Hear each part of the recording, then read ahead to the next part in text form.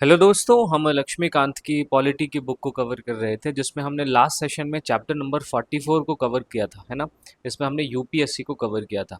आज हम दोस्तों चैप्टर नंबर 45 जिसमें हम स्टेट पब्लिक सर्विस कमीशन यानी एसपीएससी इसके बारे में बात करने वाले हैं। लेकिन इस चैप्टर के बारे में बात करने से पहले मेरी आप सबसे गुजारिश ये है कि आप सबसे पहले जाके यूपीएससी का जो मैंने चैप्टर डिस्कस किया है आपके साथ उसको कंप्लीट करें। अगर आपने उसको अच्छे से कंप्लीट कर लिया है तो केवल 20% की मेहनत में आप इस वाले चैप्टर को समझ पाएंगे। क्योंकि आप देखें हमारे देश में यूपीएससी और एसपीएससी ये दोनों एक दूसरे के बिल्कुल पैरेलल चलते हैं। यूपीएससी जिस तरीके से सेंट्रल लेवल पे रिक्रूटमेंट का काम करती है, उसी तरीके से एसपीएससी स्टेट के लेवल पे रिक्रूटमेंट का काम करती है।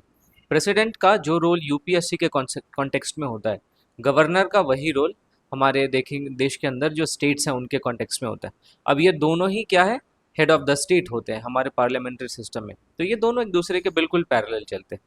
अब दोस्तों हमेशा की तरह इस पूरे चैप्टर को मैं छोटे छोटे सब हेडिंग्स के माध्यम से कवर करूंगा। सबसे पहले हम एसपीएससी के बारे में कुछ बातें देखेंगे, इसका कंपोजिशन देखेंगे, इसके मेंबर्स को रिमूव करने का क्या प्रोसेस है वो देखेंगे। हम देखेंगे कि चूंकि ये एक कॉन्स्टिट्यूशनल बॉडी है तो इसलिए इसके इंडिपेंडेंस को इंश्योर करना ज़रूरी है। तो कौन कौन से हमारे ऐसे कॉन्स्टिट्यूशन के प्रोविजंस हैं जो एसपीएससी के इंडिपेंडेंस को इंश्योर करते हैं। फिर हम स्टेट पब्लिक सर्विस कमीशन के फंक्शंस देखेंगे, इसके लिमिटेशंस देखेंगे और लास्ट में हम देखेंगे कि दो या दो से ज़्यादा स्टेट्स के लिए हमारे कॉन्स्टिट्यूशन में एक जेएसपीसी यानी joint state public service commission को कॉन्स्टिट्यूट करने की बात की गई है। तो वो joint state public service commission क्या होता है। तो आई एम योर दोस्त Rahul Sharma and I welcome you all to Rahul Sharma education. सबसे पहले दोस्तों हम स्टेट पब्लिक सर्विस कमीशन के बारे में बात करते हैं। लेकिन उससे पहले दोस्तों अगर आपने वीडियो को लाइक नहीं किया है तो लाइक कर दीजिए, चैनल को सब्सक्राइब नहीं किया है तो सब्सक्राइब कर लीजिए। देखिए, जिस तरीके से यूपीएससी सेंट्रल लेवल पे काम करती है उसी के पैरेलल आप देखेंगे किसी हर स्टेट के अंदर एक स्टेट पब्लिक सर्विस कमीशन होता है। ठीक है। अब यूपीएससी के बारे में मैंने आपको बताया था कि आर्टिकल 315 से लेकर 323 तक सारी बातें जो यूपीएससी से रिलेटेड है वो इन्हीं सारे आर्टिकल्स में लिखी हुई है। स्टेट पब्लिक सर्विस कमीशन के बारे में भी सारी बातें इन्हीं आर्टिकल्स में लिखी हुई है। ओके, चलिए, तो ये हो गया एसपीएससी के बारे में कुछ बातें। अब देखिए ये बिल्कुल सिमिलर है यूपीएससी के, इसलिए मैंने आपसे बोला था कि पहले आप यूपीएससी वाले चैप्टर को अच्छे से समझ लीजिए, उसको कवर कर लीजिए, फिर आप 20% की मेहनत में इस पूरे चैप्टर को समझ पाएंगे। अब चलिए बात करते हैं हम कंपोजिशन की। अब जैसे हमने यूपीएससी में देखा था कि उसमें भी कोई स्पेसिफिक स्ट्रेंथ नहीं था, कोई फिक्स्ड स्ट्रेंथ नहीं था। वो वहाँ पे प्रेसिडेंट के डिस्क्रिशन पे यूपीएससी के मेंबर्स के नंबर डिसाइड होते थे। यहाँ पे गवर्नर के डिस्क्रिशन पे एसपीएससी के मेंबर्स का क्या स्ट्रेंथ होगा, एसपीएससी का क्या स्ट्रेंथ होगा वो डिसाइड होता है, वो डिपेंड करता है। तो एसपीएससी के अंदर एक चेयरमैन होते हैं और अदर मेंबर्स होते हैं जिन सबको गवर्नर अपॉइंट करता है।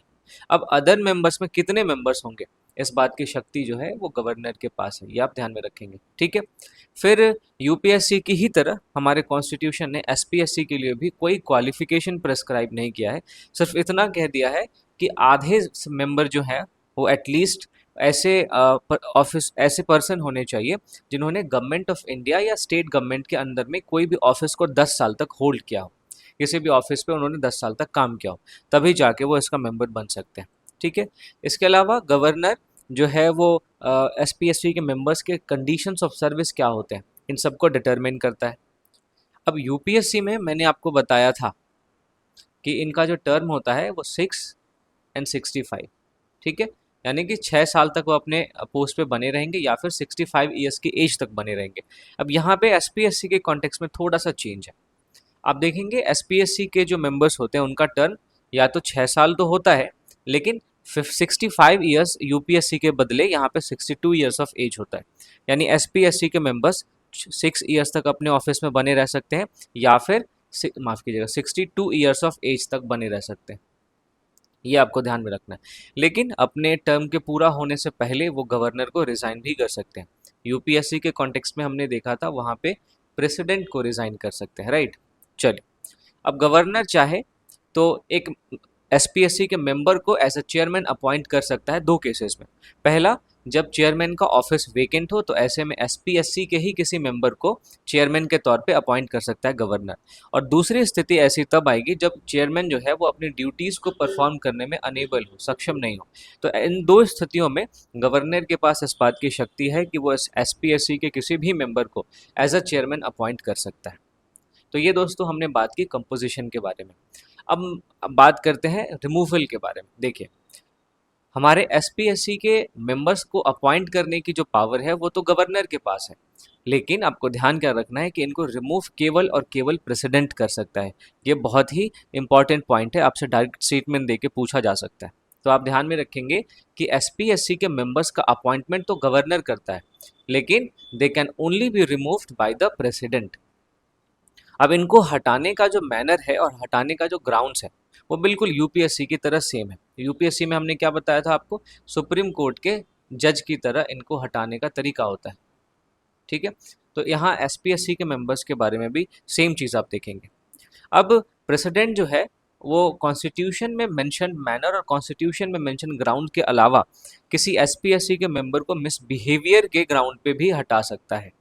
अब ऐसे स्थिति में क्या होगा कि अगर प्रेसिडेंट किसी एसपीएससी के मेंबर को मिसबिहेवियर के ग्राउंड पे हटा रहा है तो ये मामला सबसे पहले सुप्रीम कोर्ट के पास जाएगा और सुप्रीम कोर्ट इस मामले में जो भी डिसीजन लेगी वो प्रेसिडेंट के ऊपर बाइंडिंग होगी।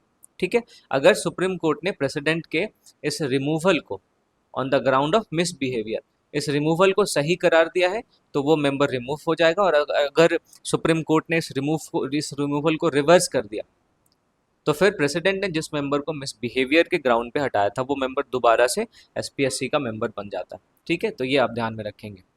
अगर हम मिसबिहेवियर वर्ड के इंटरप्रिटेशन की बात करें तो कॉन्स्टिट्यूशन ने यूपीएससी के कॉन्टेक्स्ट में जिस तरीके से मिसबिहेवियर को इंटरप्रेट किया है, सेम एसपीएससी के कॉन्टेक्स्ट में भी किया है कि अगर उसने अपने एसपीएससी का मेंबर रहते हुए किसी गवर्नमेंट ऑफ इंडिया के किसी कॉन्ट्रैक्ट में अपने आप को प्रॉफिट दिलाया है ना, या उस कॉन्ट्रैक्ट से किसी तरीके का उसका लेना देना है, तो ये कुछ ग्राउंड्स है जो मैंने आपके यूपीएससी वाले चैप्टर में बहुत डिटेल में चर्चा की थी।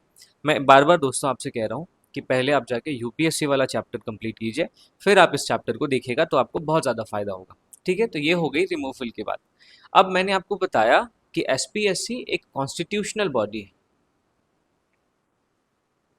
कॉन्स्टिट्यूशनल बॉडी होने के नाते ये कॉन्स्टिट्यूशन ने जो भी इसके रिस्पॉन्सिबिलिटीज़ तय किए हैं, इन सारे रिस्पॉन्सिबिलिटीज़ को बिना किसी बाह्य इंटरफेरेंस के, बिना किसी आउटर इंटरफेरेंस के ये सारे अपनी रिस्पॉन्सिबिलिटीज़ को पूरा कर सके, अपने फंक्शंस को डिस्चार्ज कर सके।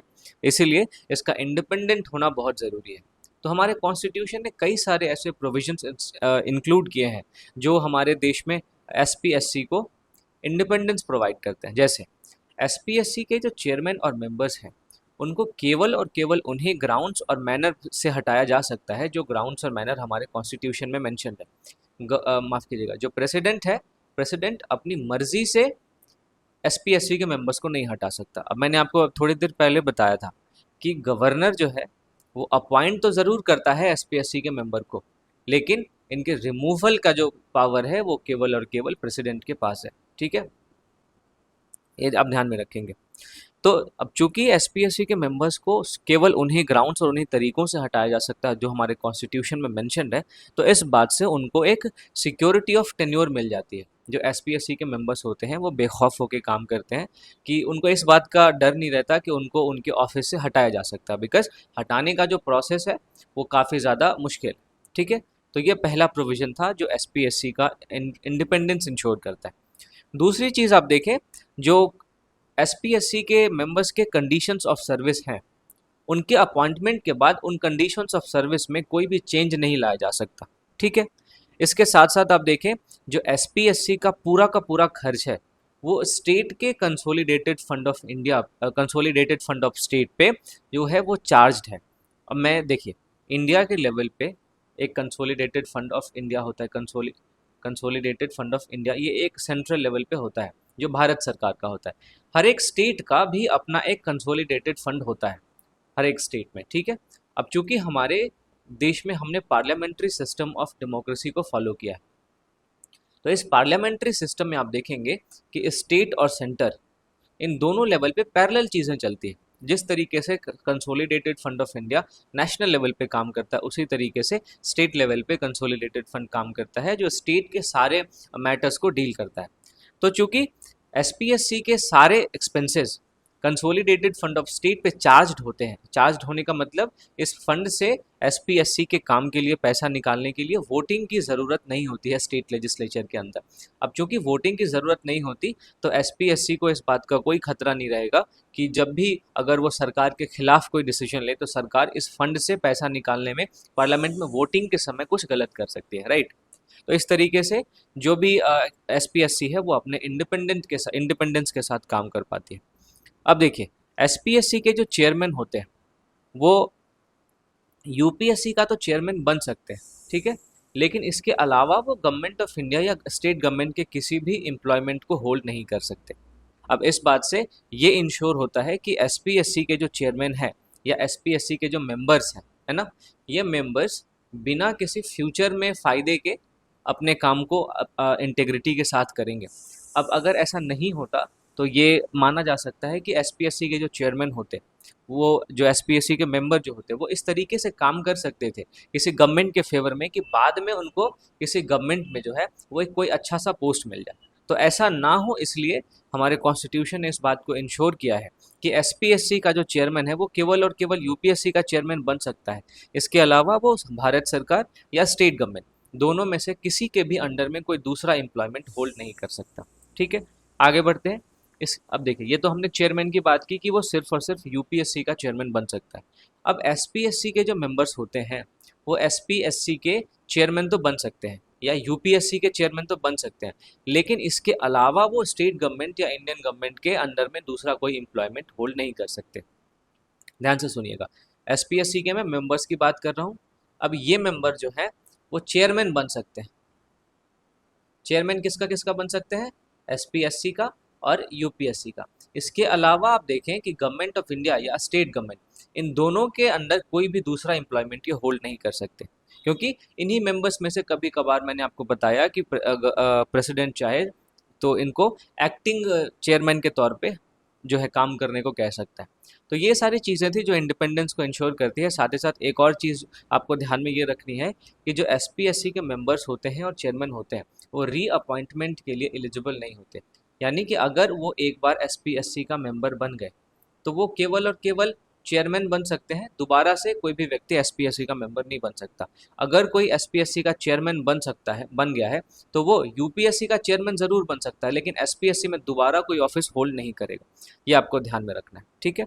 चलिए, ये हो गया दोस्तों ऐसे प्रोविजंस जो हमारे देश में एसपीएससी के इंडिपेंडेंस को इंश्योर करते हैं। और बीइंग अ कॉन्स्टिट्यूशनल बॉडी इसका इंडिपेंडेंस इंश्योर करना इस बात का भरोसा दिलाता है कि हमारे कॉन्स्टिट्यूशन में जो भी आइडियल्स मेंशन्ड है, हमारे कॉन्स्टिट्यूशन के जो भी ड्रीम्स हैं, हमारे कॉन्स्टिट्यूशन ने जो भी रिस्पॉन्सिबिलिटीज़ एसपीएससी को दी है, उन सारे कामों को पूरा करने में एसपीएससी अच्छे तरीके से सक्षम होगी, अच्छे तरीके से केपेबल होगी, राइट। अब देखिए, एसपीएससी के बारे में इतनी सारी बातें देखने के बाद अब हम ज़रा इसके फंक्शंस पे नज़र डालते हैं। तो सबसे पहला फंक्शन इसका है स्टेट के सर्विसेज के लिए जो भी अपॉइंटमेंट्स होंगे उनका एग्जामिनेशन कंडक्ट करवाना। इसके अलावा ये हमारे देश के अंदर स्टेट गवर्नमेंट को एडवाइस भी करती है अगर रिक्रूटमेंट से रिलेटेड कोई रिक्रूटमेंट का मेथड क्या होना चाहिए इन मैटर्स पे, है ना, कौन कौन से ऐसे प्रिंसिपल्स हैं जो अपॉइंटमेंट्स में, प्रमोशंस में, इन सब में फॉलो किए जाएंगे। तो इन सारे मामलों में जो है वो स्टेट गवर्नमेंट को एडवाइस करने का काम भी स्टेट पब्लिक सर्विस कमीशन करता है। इसके अलावा आप देखेंगे कि डिसिप्लिनरी मैटर्स में भी स्टेट गवर्नमेंट के साथ ये कंसल्ट करते हैं और स्टेट गवर्नमेंट की हेल्प करते हैं। साथ साथ आप देखेंगे कि अगर कोई इंक्रीमेंट है, लोअर रैंक का रिडक्शन है, तो कई सारे मामलों में ये क्या करते हैं, स्टेट गवर्नमेंट को, माफ़ कीजिएगा, ये कंसल्ट करते हैं और स्टेट गवर्नमेंट की हेल्प करते हैं। ये कुछ ऐसे भी मैटर्स पे स्टेट गवर्नमेंट को एडवाइस करते हैं जैसे कौन सा कैंडिडेट जो है वो सूटेबल है किसी अपॉइंटमेंट के लिए, चाहे वो प्रमोशन के थ्रू हो चाहे वो ट्रांसफ़र के थ्रू हो। तो इन सारे मामलों में ये क्या करते हैं, स्टेट गवर्नमेंट को हेल्प करते हैं।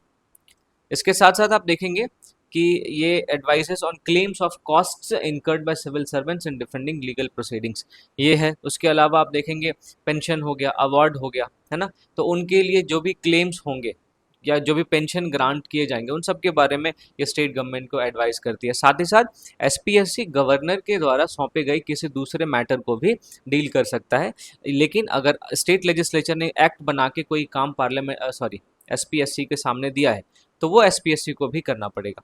तो यानी कि जो भी कॉन्स्टिट्यूशन में मेंशन काम है वो तो इनको करना है, रिक्रूटमेंट से रिलेटेड हो, डिसिप्लिनरी मैटर में एडवाइस देना हो, इन सारे कामों के अलावा जो एसपीएससी है वो गवर्नर ने अगर कोई उसको एक्स्ट्रा काम दिया है तो वो भी करेगा। साथ ही साथ स्टेट लेजिस्लेचर ने कोई एक्ट बना के कोई काम एसपीएससी को दिया है तो एसपीएससी वो काम भी करेगा। अब आपको ध्यान ये रखना है कि एसपीएससी जो भी काम करता है उससे रिलेटेड एक रिपोर्ट वो गवर्नर को प्रेजेंट करता है, और गवर्नर इस रिपोर्ट को स्टेट लेजिस्लेचर के हाउसेस के सामने रखता है। अब स्टेट लेजिस्लेचर जो है हमारे देश के अंदर आप दोस्तों देखेंगे दो तरीके के हैं, एक तो है यूनिकैमरल और दूसरा है बाई कैमरल। अब ये मैंने आपसे पहले कई सारी वीडियोस में चर्चा की है। हमारे देश में टोटल अभी कितने स्टेट्स हैं? 28। इन 28 में से 22 स्टेट्स में यूनिकैमरल लेजिस्लेचर है। मीन्स कि वहाँ पे केवल और केवल लेजिस्लेटिव असेंबली है, वहाँ पे लेजिस्लेटिव काउंसिल नहीं है। लेकिन हमारे देश के अंदर ऐसे भी कुछ स्टेट्स हैं जिनकी संख्या 6 है। इन 6 स्टेट्स में आपको बाई कैमरल लेजिस्लेचर देखने को मिलेगा, जहाँ पे आपको लोअर हाउस के रूप में legislative assembly and upper house के रूप में लेजिस्लेटिव काउंसिल देखने को मिलेगा। तो आप दोस्तों मुझे कमेंट सेक्शन में ये बता सकते हैं कि कौन कौन से वो स्टेट्स हैं हमारे देश के अंदर जहाँ पे लेजिस्लेटिव काउंसिल का एग्जिस्टेंस पाया जाता है। ठीक है, तो ये चीज़ें थी। अब देखिए हमारे कॉन्स्टिट्यूशन ने बहुत सारे फंक्शंस इसके डिसाइड किए, लेकिन उसके बावजूद एसपीएससी का जिस तरीके का नेचर है वो उसके कई सारे लिमिटेशंस के बारे में हमारा ध्यान खींचता है। जैसे देखिए एसपीएससी यूपीएससी की तरह ही केवल एक एडवाइजरी रोल प्ले करती है। इसके जो भी रिकमेंडेशंस होते हैं वो स्टेट गवर्नमेंट के ऊपर बाइंडिंग नहीं होते। गवर्नमेंट उसको चाहे तो एक्सेप्ट भी कर सकती है और गवर्नमेंट उसको चाहे तो रिजेक्ट भी कर सकती है। तो इस वजह से इसका जो लिमिटेशन है वो उभर के आता है। साथ ही साथ इसका लिमिटेड स्कोप है, क्योंकि ये मेनली देखिएगा आपकी रिक्रूटमेंट और disciplinary matter of state civil services से डील करता है। ये जुडिशरी के पोस्ट को हैंडल नहीं करता, या फिर जो कॉन्ट्रैक्चुअल है या टेम्पररी अपॉइंटमेंट्स हैं उनके बारे में ये डील नहीं करता है। तो इसका स्कोप काफ़ी लिमिटेड है। साथ ही साथ इन्होंने गवर्नमेंट पे इनका बहुत ज़्यादा डिपेंडेंस है, क्योंकि ये किसी भी इन्वेस्टिगेशन को इनिशिएट नहीं कर सकते। अगर रिक्रूटमेंट प्रोसेस में कोई भी दिक्कत होती है तो उसमें जो भी इन्वेस्टिगेशंस होने चाहिए उनको ये खुद से इनिशिएट नहीं कर सकते, इनको गवर्नमेंट के सपोर्ट की ज़रूरत होती है। ठीक है, और गवर्नमेंट चाहेगी तो फिर इनके रिक्रूटमेंट पे, इनके इन्वेस्टिगेशन पे, इनके रेफरेंसेस पे काम करेगी, ये खुद कुछ नहीं कर सकते। इसके साथ साथ आप देखें कि इनके पास कोई एग्जीक्यूटिव पावर भी नहीं है।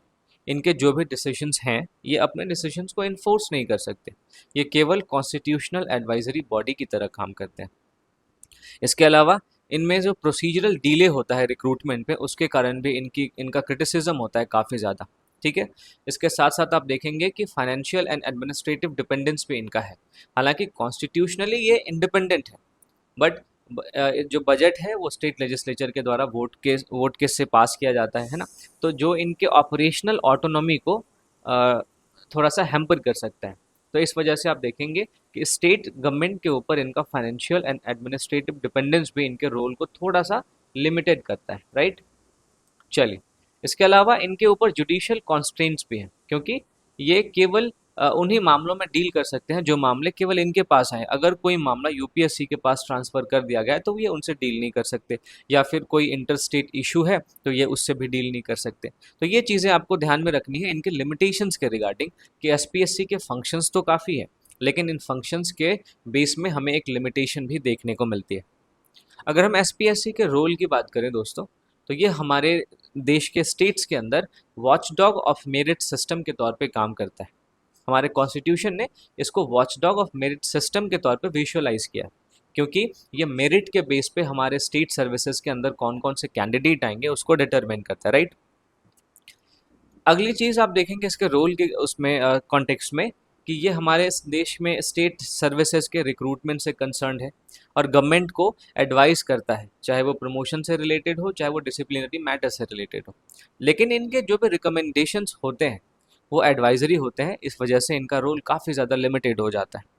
इसके अलावा आप देखें कि हमारे देश में जब से स्टेट विजिलेंस कमीशन का इमरजेंस हुआ है, मैंने आपको यूपीएससी के कॉन्टेक्स्ट में भी बताया था कि सीवीसी यानी सेंट्रल विजिलेंस कमीशन के इमरजेंस के पश्चात डिसिप्लिनरी मैटर में यूपीएससी का इफेक्ट थोड़ा सा जो है वो नेगेटिवली इम्पैक्ट हुआ था। सेम चीज़ आप स्टेट्स विजिलेंस कमीशन के इमरजेंस के आने के बाद एसपीएससी के कॉन्टेक्स्ट में देखेंगे। एसपीएससी के कॉन्टेक्स्ट में भी आप देखेंगे कि जो डिसिप्लिनरी मैटर्स होते हैं जिन पे ये गवर्नमेंट को एडवाइस करते थे, उन मैटर्स पे एसवीसी के आने के बाद थोड़ा सा नेगेटिव इम्पैक्ट पड़ा है। तो इस वजह से इनका जो रोल है वो हमें सीमित देखने को मिलता है, लिमिटेड देखने को मिलता है। अब ये तो दोस्तों बात हो गई स्टेट पब्लिक सर्विस कमीशन के बारे में। अब हमारे देश में कॉन्स्टिट्यूशन ने एक ऐसा प्रोविजन भी मेंशन किया है कि 2 या 2 से ज़्यादा स्टेट्स के लिए एक joint state public service commission को बनाया जा सकता है।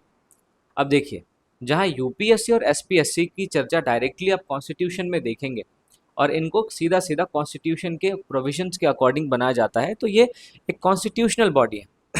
वहीं आप देखेंगे joint state public service commission जो है, इनको एक पार्लियामेंट के एक्ट के द्वारा क्रिएट किया जा सकता है by the on the request of state legislatures concerned. यानी अगर 2 या 2 से ज़्यादा, 2 और मोर देन 2 स्टेट्स ने ये रिक्वेस्ट किया है पार्लियामेंट से कि वो उनके जॉइंट एक सर्विस कमीशन को क्रिएट करे, तो पार्लियामेंट ऐसा एक एक्ट बना के कर सकती है। तो इस तरीके से आप देखेंगे कि जहां यूपीएससी और एसपीएससी एक कॉन्स्टिट्यूशनल बॉडी है, वहीं जो जेएसपीसी यानी joint state public service commission जो है वो एक स्टैट्यूटरी बॉडी है, बिकॉज इसका क्रिएशन या इसका फॉर्मेशन पार्लियामेंट के एक्ट से होता है, राइट। ये कॉन्स्टिट्यूशनल बॉडी नहीं है। चलिए आगे बढ़ते हैं। जो जेएसपीएससी का चेयरमैन और मेंबर्स होते हैं, इनका अपॉइंटमेंट प्रेसिडेंट के द्वारा होता है और इनका टर्म भी एसपीएससी के मेंबर्स की तरह सेम होता है, 6 years and 62 years of age. ये आप ध्यान में रखेंगे, ठीक है। जेएसपीसी के कितने मेंबर होंगे या उनके कंडीशंस ऑफ सर्विस क्या होंगे, ये भी प्रेसिडेंट डिसाइड करता है। अब एसपीएससी की तरह जेएसपीएससी भी क्या करेगी, अपनी एनुअल परफॉर्मेंस रिपोर्ट को जितने भी स्टेट्स के जेएसपीसी हैं, मान लीजिए कि 2 स्टेट्स को मिला के जेएसपीसी बना है, राइट। तो इन दोनों, ये जेएसपीसी का जो एनुअल परफॉर्मेंस रिपोर्ट होगा इन दोनों स्टेट के स्टेट लेजिस्लेचर में जाएगा, ठीक है। मान लीजिए स्टेट 1 है, स्टेट 2 है, तो जेएसपीसी का ये रिपोर्ट दोनों स्टेट के स्टेट लेजिस्लेचर के पास जाता है। किसके द्वारा? गवर्नर के द्वारा। यानी जेएसपीसी अपनी रिपोर्ट तो गवर्नर को पहुंचाती है और ये जो गवर्नर है अलग अलग स्टेट्स के, ये अपने अपने स्टेट लेजिस्लेचर में इस रिपोर्ट को रखवाते हैं। तो दोस्तों, state public service commission, joint state public service commission, इन सब के बारे में जितनी भी बातें इस चैप्टर में आपके साथ मैंने चर्चा की है, ये काफ़ी ज़्यादा इंपॉर्टेंट है और इससे ज़्यादा अभी तक ना तो यूपीएससी ने पूछा है, ना ही पूछने के चांसेस हैं, क्योंकि देखिए इसके बारे में इतनी जानकारी इनफ है। तो मैं उम्मीद करता हूँ कि आज के सेशन से आपको काफ़ी फ़ायदा हुआ होगा और इस सेशन को अगर आप अभी तक लाइक नहीं किया है दोस्तों, तो लाइक कर दीजिए जाने से पहले, और चैनल को सब्सक्राइब नहीं किया है तो सब्सक्राइब कर लीजिए। अब अगर आपको इसका पीडीएफ चाहिए तो आप मेरे टेलीग्राम चैनल को ज्वाइन कर सकते हैं, जिसका लिंक आपको डिस्क्रिप्शन में मिल जाएगा। तो दोस्तों, मिलता हूँ आपसे अगली वीडियो में। Thank you for watching.